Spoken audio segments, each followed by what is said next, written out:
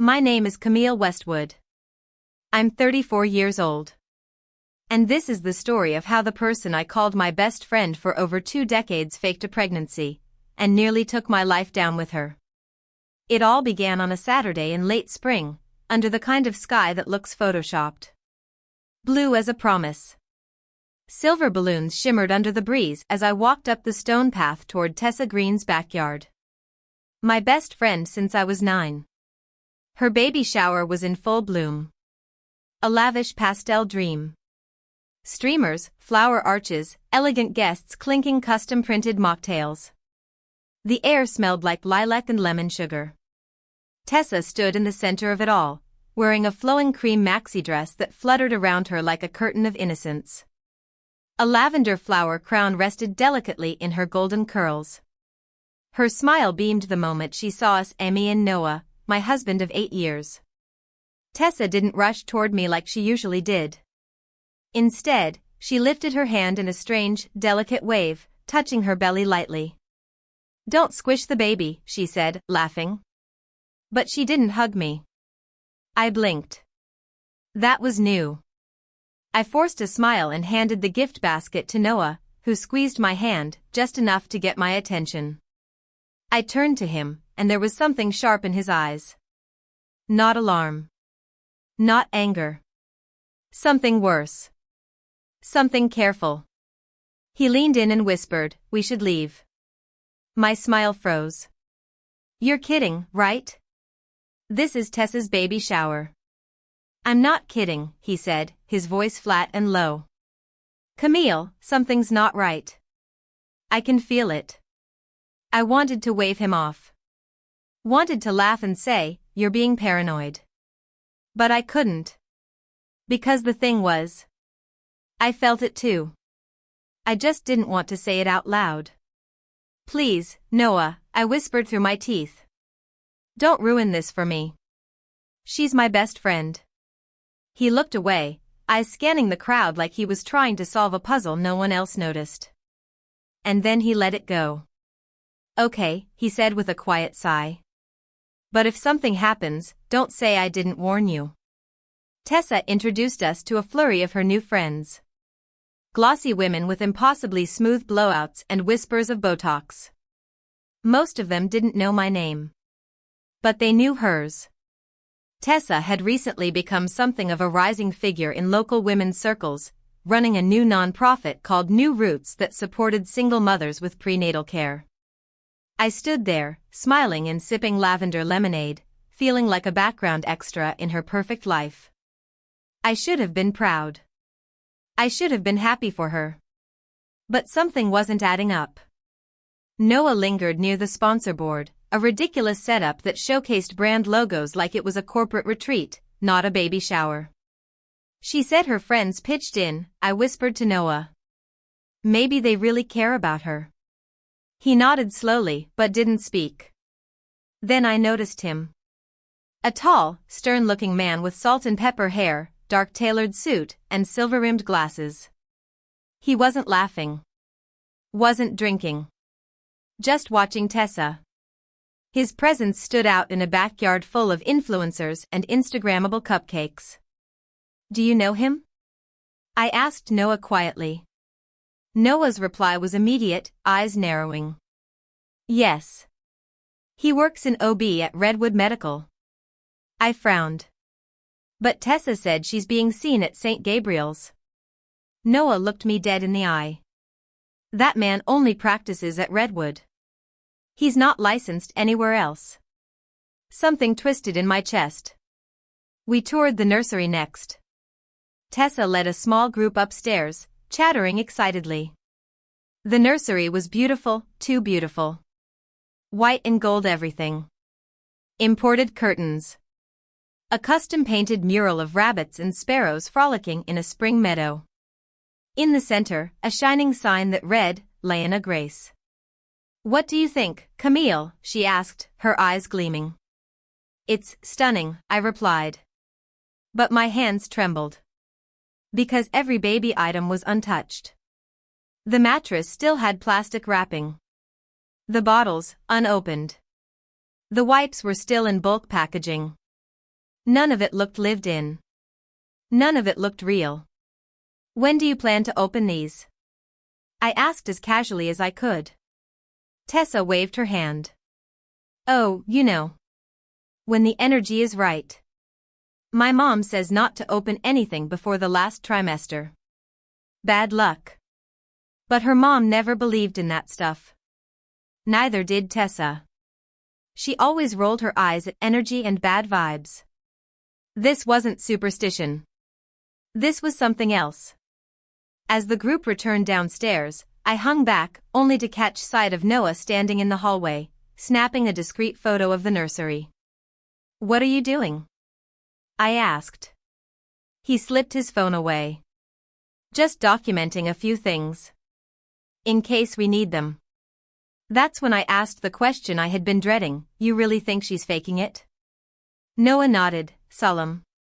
Not 100%. But the signs are there. And Camille, you know better than anyone, Tessa has always known how to put on a show. We left before cake was served. I didn't speak for most of the car ride. Couldn't. My mind was spiraling. Tessa's smiles, her hand on her belly, the left side angles in every photo. The fake bump that looked a little too staged. The time she skipped the group ultrasound claiming a migraine, then posted brunch selfies hours later. I wanted to scream. But part of me wanted to cry more. Then Noah said it, the thing that changed everything. Last week when I helped her move that heavy bookshelf? She left a folder on the desk. A medical folder. He paused. I know I shouldn't have looked. But I did. Camille, the labs didn't match someone 7 months pregnant. Her beta-HCG was too low. No iron supplements. No signs of prenatal treatment. I stared at him, my voice barely audible. You're jealous. You've never liked Tessa. Noah didn't flinch. No, he said. I'm worried. About her. And about you. And in that moment, I knew. Deep down, I already knew. The person I'd trusted for 25 years, might be living a lie. I didn't sleep that night. I lay in bed, facing the window, my back to Noah. The silence between us pulsed like a heartbeat. Outside, the world looked exactly the same. The street lamp flickered. A car drove by. The city of Portland didn't care that I had just begun to question the foundation of my closest friendship. But inside me? Everything was crumbling. Tessa had been with me through every milestone, every heartbreak, every birthday, every panic attack. She was there when I got my first real job, when I married Noah, when I miscarried at 9 weeks and didn't leave the house for a month. She brought over wine, soup, lavender candles, she even crawled into bed with me and held me when I couldn't stop shaking. She knew what that grief felt like. That's what made this all so sickening. Because if what Noah said was true, then Tessa had turned grief into performance. The next morning, Noah was already gone, called into an early surgery. I sat in the kitchen with a cup of cold coffee. My phone kept buzzing, messages from our college friends. Everyone was sharing photos from the baby shower, gushing congratulations. But now, all I could see were clues. Tessa standing just so, her left side angled toward the camera. The same hand always resting gently on her stomach. One shot of her holding a mocktail, except the glass was the kind used for margaritas. I zoomed in. The drink looked suspiciously like the real thing. My chest felt tight. I needed proof. Not to expose her. Not yet. But for myself. To break the war inside me between doubt and loyalty. I opened a new message and typed. Tessa, I think I left my blue silk scarf at your place yesterday. Mind if I swing by real quick? She responded almost instantly. Heading downtown for a prenatal appointment, but my sister Lindsay's home. She can let you in. That was all I needed. I drove over, heart pounding. Lindsay answered the door wearing a hoodie that clearly wasn't hers and mascara smudged from the night before. "Camille," she said, surprised. "Tess is not here." "I know. She told me you'd be home." "I left a scarf, maybe in the living room?" Lindsay shrugged. "Help yourself. I'm just cleaning up." The house felt different. Empty. Like a set that had been struck after the actors left. No flowers. No candles. Just a dining table with a half-finished plate of steak and an open bottle of red wine. I stared at it. "Is this David's?" I asked casually. "Yeah," she replied. "He got home late. Grilled himself a steak." "And Tessa?" "She just had salad." "Salad and wine?" I said carefully. Lindsay glanced up. Maybe just a sip." "You know her. She's careful." "Careful." I walked toward the stairs. "I'll just check the bedroom." Might have dropped the scarf while we were looking at the nursery. There was no scarf. I knew that. But I stepped into the room anyway, trembling. It was too neat. Not lived in. On the desk sat a box tied with ribbon. I turned to leave when something caught the light, a corner of brown leather peeking out from the wooden cabinet beside the desk. A notebook. I don't know what possessed me, but I grabbed it. "Camille?" Lindsay called from downstairs. "Maybe I left it in the car." I shouted, and rushed out with the notebook hidden in my bag. The moment I got home, I locked the door and pulled the curtains shut. I sat alone on the couch, the notebook in my lap like a live wire. I didn't open it for 10 minutes. I just stared at it. Then I took a breath and flipped it open. The first page was written in Tessa's familiar handwriting. "To my beloved daughter. Even though you haven't come to me yet, I see you as clearly as morning light. They don't understand. They think I'm dreaming, but I know you're real. I won't let anyone take you away from me again." Dated 3 years ago. Page after page followed, letters to a child who didn't exist. Some neat and loving, others angry, messy, full of resentment. She wrote about betrayal. About the world turning its back. About how no one believed in her until she pretended to be a mother again. Then came the most chilling entry. Everyone finally believes. The sponsors. The media. The friends. Once the last installment from the Deloqua Fund comes in, we'll have enough to launch the mobile ultrasound van. After that, I'll lose you. And no one will question it. I'm sorry I have to do it this way. But you understand me, don't you? My fingers were ice. This wasn't just grief. This was premeditated. A script. Tessa had created a child out of grief and held the world hostage with it. Near midnight, my phone lit up. A message from her. "Camille, I know you read the notebook. Maybe I was wrong to think you'd understand. But I don't have another choice. If you want to know everything, meet me tomorrow at the lake cabin. Noon. Come alone. Don't bring Noah." The cabin. The one where we used to camp out during high school, sharing ghost stories, crying over boys, dreaming about the lives we'd live. It had always been our place. And now it was the scene of whatever came next. I didn't respond. I didn't tell Noah. I barely slept. But the next morning, I was already on the road. The wind brushed across Maple Creek like it knew something terrible had happened there. I pulled into the gravel driveway and saw Tessa's white SUV already parked outside. I stepped out, walked slowly toward the porch. The door was unlocked. Tessa sat on the old couch by the window, cradling a cup of tea. Her face was bare. No makeup. Her hair tied back. She wore a beige sweater I recognized from 6 winters ago. She didn't look like someone with a plan anymore. She looked tired. Hollow. You know, she said softly, not looking at me. I want to hear it from you, I said. She nodded slowly. Then she began. Last November, she said, I really was pregnant. 6 weeks. David and I hadn't told anyone yet. Then, it ended. The bleeding started. And just like that, it was over. My breath caught. I bought baby clothes before the test even came back positive, she laughed bitterly. I told myself I'd try again. But then the world kept moving. And I couldn't. She took a breath, then continued. 1 month later, I got invited to speak at a mother's fundraiser. I had a panic attack in the bathroom. David told me, if it helps you get through the day, just pretend. Just for that one night. Her hands trembled.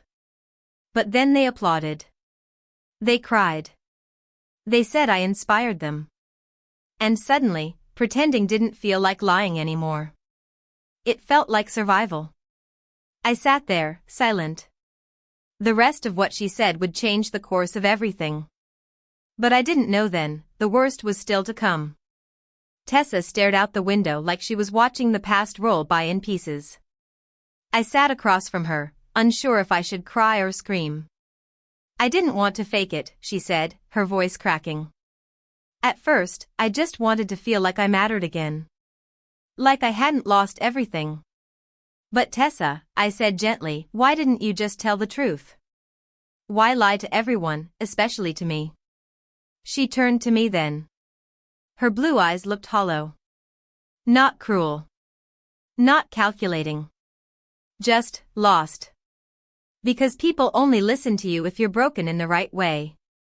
Her words hit like a slap. She told me how the first speaking event turned into 3. Then into a fundraiser. Then came the messages. Women reaching out to thank her for her strength, her bravery. They called her a survivor. A mother. They trusted her. They said I gave them hope, she whispered. They sent money. Connections. One woman even offered to buy prenatal kits for 10 families in my name. She rubbed her eyes. It wasn't for me. None of it. I never spent $1 on myself. It all went into new routes, the van, the medical team, the outreach kits. I shook my head, trying to steady my voice. You built an empire on a lie. Tessa's lip trembled. A lie that helped people. Isn't that worth something? No, I said. Not when those people gave you money, their grief, their trust. She looked at me then like a child caught stealing from her mother's purse. David didn't understand. He never stopped me, but he thought it was just a phase. I told myself I'd end it soon. But every time I tried, another woman told me how I'd changed her life. She paused. And then, you came. To the baby shower. You looked at me like you used to. Like I was real again. I felt sick. That wasn't real, Tessa. None of this was. Tessa stared down at her tea. Her hands trembled around the cup. I know, she said. And that's why I asked you to come. Because I don't know how to stop without destroying everything I built. Outside, the wind had picked up. It whipped across the lake like it was clearing the air. Inside, the silence pressed hard between us. You have to tell the truth, I said softly. Tessa shook her head. If I do, they'll crucify me. You're crucifying yourself already, I said. She looked up at me. Camille, if I turn myself in, will you be there? I hesitated. Then I nodded.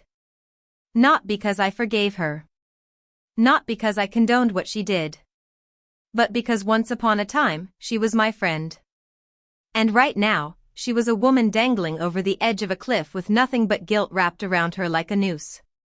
When I got home, I sat on the porch for a long time, staring at the trees.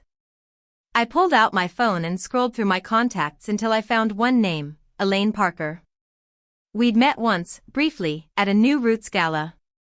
She had spoken about her daughter, who had died during childbirth at 21. I remembered the way her voice cracked. The way she gripped Tessa's hand and said, "You understand." I hit the call button before I could talk myself out of it. "Hello? Mrs. Parker? This is Camille Carter. We met at the New Roots benefit last spring." "Oh. Of course. I remember. Is everything all right? I need to ask you something sensitive." A pause. Then, "Go on. Did Tessa ever say she'd name her baby after your daughter?" Another silence. This one longer. "She did," Mrs. Parker said softly. "She told me if she ever had a girl, she'd name her Elaine Rose. She even wrote me a letter. Said it would be a living symbol." I closed my eyes. My throat burned. "Why are you asking me this?" she asked. "Because," my voice cracked. "There might not have ever been a baby." There was no reply. 2 days later, the story leaked. Not from me. Not from Noah. And not from Mrs. Parker either. Someone else had connected the dots. Maybe a volunteer. Maybe a donor who had grown suspicious. But it was out. The blog post exploded overnight. Then came the tweets. The Reddit thread. Photos of Tessa with no consistent bump. Conflicting due dates. Donor money unaccounted for. A headline from Portland Weekly said it all. Founder of New Roots accused of faking pregnancy to solicit donations. The community erupted. One woman posted, "I lost my son at 38 weeks. Tessa told me she understood. I gave her $5,000. Now I feel used." Sponsors pulled out. Donors demanded refunds. New Roots accounts were frozen. The office shut down. And Tessa vanished. Her phone was off. Her husband, David, issued a short statement, "I did not know the full extent of the situation. Tessa is receiving professional help. We ask for privacy." I didn't blame him. A week later, a letter appeared under my front door. No envelope. Just folded paper. It read, "Camille. You were always the better one, weren't you? Always composed. Always logical. Always knowing when to walk away. But you've never known what it feels like to have the whole world turn on you. I thought you would understand. But you were the first to betray me. You've always been jealous. Because I was the one they remembered. The one they called mother. Well, now, you got what you wanted. I've lost everything. You get to be the hero. Congratulations." I crushed the paper in my fist. Then unfolded it again. I didn't want to destroy it. Not yet. Because no matter how warped it was still a piece of truth. A sliver of who Tessa had become. The calls started trickling in from other friends. Jenna, a freelance designer, said Tessa borrowed $2,500 to reserve the nursery furniture. Kylie, now a therapist, told me Tessa had roped her into a postpartum mental health program through New Roots. But whenever Kylie asked for official paperwork, Tessa dodged the question. Each story was different. But they had one thing in common. They had believed in her. And now, they didn't even know if she had ever been real. I documented it all. Not to ruin her. But because I had a feeling. Tessa wasn't done. And the storm wasn't over. It rained that night. One of those long, unrelenting downpours that sounded like the sky was grieving. Noah had been called into an emergency surgery, so I was alone in the house. I sat at the kitchen table under the dim amber glow of the pendant light, folding copies of all the evidence I'd collected, testimonies, donation receipts, and a timeline that was now impossible to ignore. It was all going into a package for the Legal Aid Foundation helping several defrauded donors. My heart wasn't in it for revenge. It was in it for every mother who had wept in Tessa's arms, thinking she'd found someone who understood. And for every dollar sent in good faith to build something real, only to be wrapped in fiction. Then came the knock at the door. Slow. Quiet. Almost ashamed. I froze. I wasn't expecting anyone. Not in this storm. Not at that hour. Cautiously, I walked to the small side window. I lifted the curtain. It was her. Tessa. Soaked to the bone, long blonde hair plastered to her face, her jean jacket dripping, her eyes vacant and sunken. She looked less like a villain and more like a ghost of herself. I opened the door before I could think twice. She stepped in without a word, nearly collapsing into my arms. Her frame felt weightless, like all the air had been drained from her. I wrapped her in a thick blanket and helped her to the couch. She sat there, shivering. The smell of wet earth, rain, and something like exhaustion clung to her skin. I made tea, I said gently. She didn't touch it. I took the chair across from her, waiting. Giving her space. Minutes passed. Her lips didn't move. Her eyes stared into nothing. Finally, she whispered, "Tell me what to do." I looked at her. No performance. No camera-ready tears. No carefully chosen words. Just brokenness. I inhaled deeply. "Turn yourself in." She flinched, but didn't argue. Instead, she nodded. It was the smallest movement I'd ever seen from her. But it was the first honest one in a long time. That night, I stayed with her. I gave her dry clothes. I watched as she sat on the floor in front of the fireplace like we used to during sleepovers, her hands clutched tightly in her lap. The next morning, when Noah returned from the hospital, the police were already there. Tessa didn't fight it. She didn't cry. She stood when asked, her wrists limp as they clicked the cuffs in place. Her face looked relieved. Like she had been waiting for someone else to decide the ending for her. She came alone, I told the officer. Her mental state is unstable. She's not a danger to anyone, but she needs help. They nodded and escorted her out. I didn't mention the notebook. Or the angry letter she had slipped under my door. Some things I needed to keep for myself. Not to protect her, but to protect the truth of what we once were. The trial was set 3 months later. Tessa pled guilty. The court ordered probation, full restitution of all misused donations, and an 18-month behavioral rehabilitation program at Cypress Meadows, a quiet mental health facility in Northern Oregon. David filed for divorce after the first hearing. He didn't come to the second one. Tessa didn't fight that either. The woman who used to be the face of prenatal hope in Oregon was now being profiled in the community fraud section of the local newspaper. Some people still defended her. Said she was suffering from deep grief. Trauma. Mental collapse after years of trying and failing to conceive. Others were less forgiving. She stole our grief, one woman said in the courtroom hallway. Used it like a marketing pitch. I said nothing during those moments. I only spoke once, on the stand.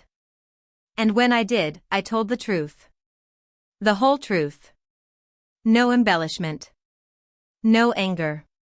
Just facts. The facts were damning enough. A week after the trial, I received an email from someone named Rachel Corbin. She was a documentary filmmaker. Had once won Sundance for a piece about a woman falsely accused of child abuse. Her email read, "I want to make a film about Tessa's story. Not to whitewash it, but to explore the psychology behind it. I'd like to interview you both, the deceiver and the witness. There's a deeply human narrative in the contrast. And I believe the world needs to hear it." I didn't answer right away. But 3 days later, Noah told me Tessa had received the same offer. And she almost said yes. She said maybe this is her chance to tell the story the right way, he said. But her therapist advised against it. She's not ready. And just like that, I saw it again. The flicker. The hunger. Even after everything, she was still reaching for the stage. Even if it was only to deliver one final monologue. Some people don't know how to live without being seen. I thought that was the end. But then, on the first Monday of October, I got a letter. Not an email.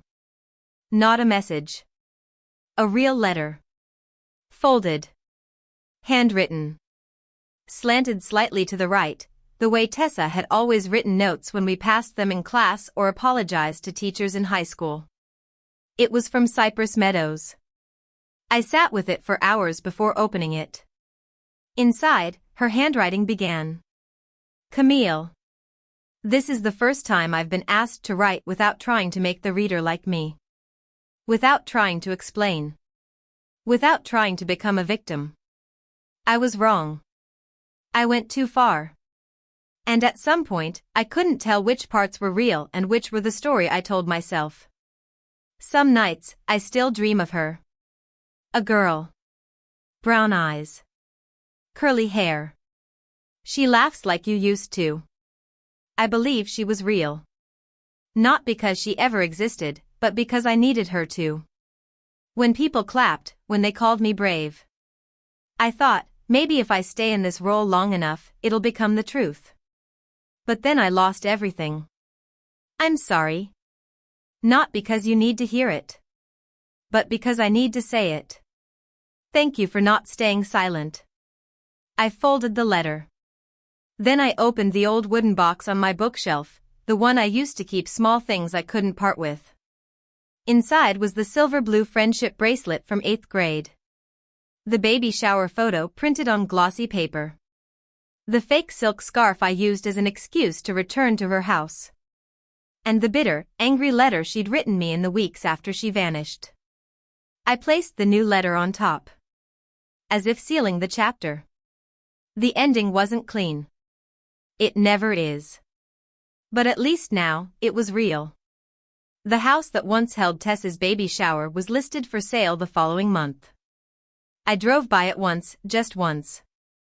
Out of curiosity, I told myself. But really, I wanted to feel something. Closure, maybe. Or to see if any of it still held the magic it once did. It didn't. The fence was beginning to rot at the bottom, the pink paint on the mailbox peeling. A faded for sale sign leaned awkwardly on the front lawn, swaying slightly in the wind. The backyard, once teeming with metallic balloons, jazz music, and guests sipping lavender cocktails, was quiet now. Abandoned. I parked the car across the street and just sat there, staring. My fingers found the printed photo still tucked in the glove compartment. One from the baby shower, Tessa in her white dress, smiling serenely as people clapped around her, one hand resting delicately on the baby bump. Every angle perfect. Every lie beautifully framed. I closed my eyes and whispered, why? But I already knew the answer. Some lies begin in desperation. Some, in fear. And some, like Tessa's, bloom because they feed on attention, on the idea that being seen is the same as being loved. Back home, I filed away the last of the legal paperwork into a blue folder marked New Roots. I didn't know if I'd ever open it again. But I kept it. I wasn't sure if Tessa would ever try to rewrite her story. If she would go public. If she would emerge from her 18-month treatment transformed, or more polished in her manipulation. But I wanted to be prepared. One night, just after Thanksgiving, I received a call from an unknown number. I hesitated before answering. Camille, a soft voice asked. It was Jenna, the interior designer who'd lent Tessa thousands to furnish the nursery. I just wanted to thank you, she said. For saying something. For standing up when the rest of us were still in denial. We spoke for almost an hour. She told me how guilty she felt, how foolish, how angry. She'd been up nights wondering if she could have done more. If the beautiful furniture mock-ups she'd created had only fed the illusion. You were fooled too, I reminded her gently. We all were. In the weeks that followed, more people reached out. Kylie. A woman named Monica who'd donated $10,000 anonymously. Even a local pediatrician who had agreed to provide discounted services for Leanna Grace when she was born. Each call chipped away at the shame I had carried, the one that whispered, "You should have seen it sooner." But hindsight is a cruel editor. One rainy afternoon, I found myself walking through the Portland Saturday market, weaving between stalls of handmade soaps, pottery, and art prints. I wasn't looking for anything in particular, just trying to feel something real. That's when I saw her. Tessa. No makeup. No flower crown. Wearing a gray hoodie and jeans, hair pulled into a low bun. She stood at a booth selling candles. Her hands moved slowly as she read the labels. She didn't notice me. Or if she did, she didn't let it show. I didn't approach. I just stood there and watched. It was the first time I'd seen her without a mask. And for the first time in a long time, I felt something unexpected. Pity. Not for what she'd lost, but for the void she'd tried to fill with applause, donations, and a fantasy so elaborate even she forgot it wasn't real. That night, back at home, Noah found me sitting at the dining table, staring at the blue folder. "Are you okay?" he asked, resting a hand on my shoulder. "I saw her today." His face didn't change. "Did she speak to you?" "No. I don't think she saw me. But I wasn't sure. With Tessa, you never could tell." "She looked small," I said. "Maybe she's finally learning," Noah replied softly. "Maybe," I whispered. Later that week, a letter arrived in the mail from Cypress Meadows. Not from Tessa. From her therapist. She thanked me for my testimony and for providing the notebook to the court, not for punishment, but for context.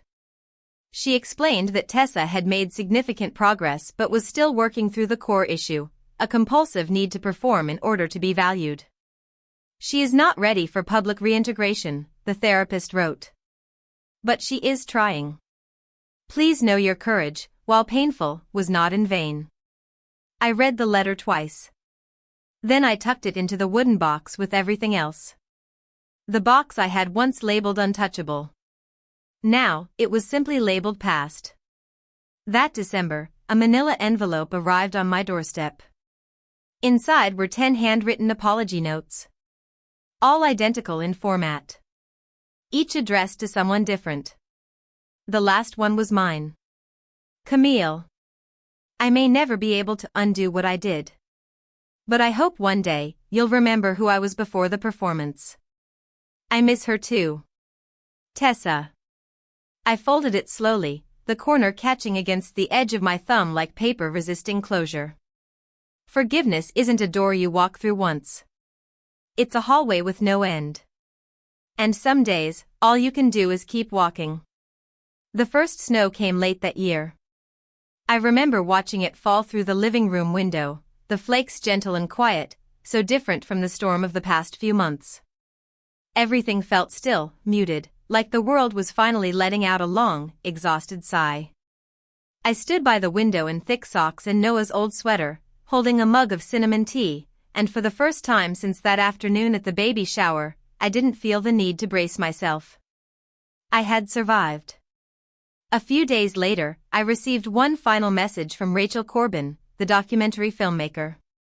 "I know Tessa declined the interview. But I'm moving forward with a film that explores the psychology behind fabricated motherhood narratives and the pressure on women to be everything, mothers, martyrs, survivors. I would still love to include your voice." I didn't answer right away. I turned the question over and over in my head like a coin. Was I ready to speak, not just for myself, but for everyone who had trusted a story that turned out to be a lie? It wasn't about vengeance anymore.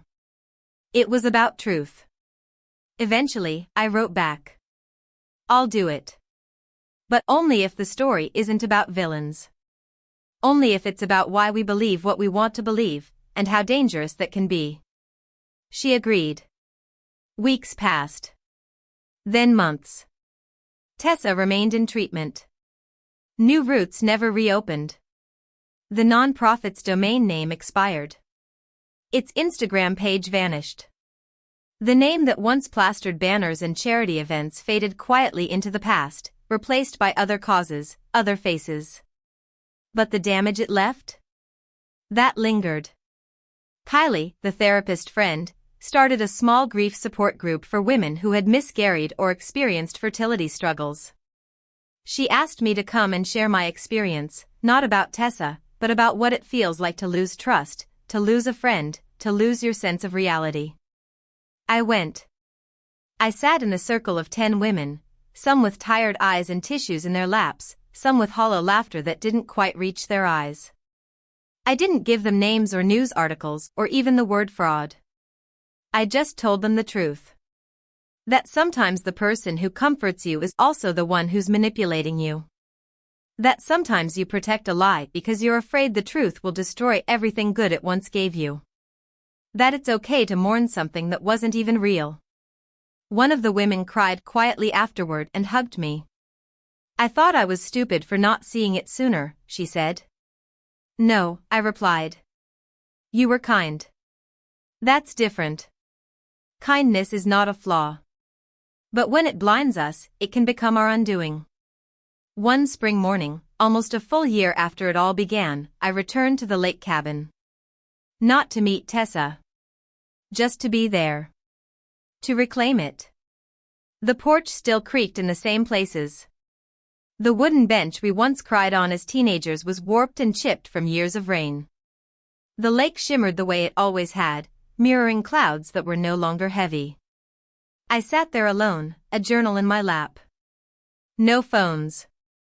No emails. No stories to untangle.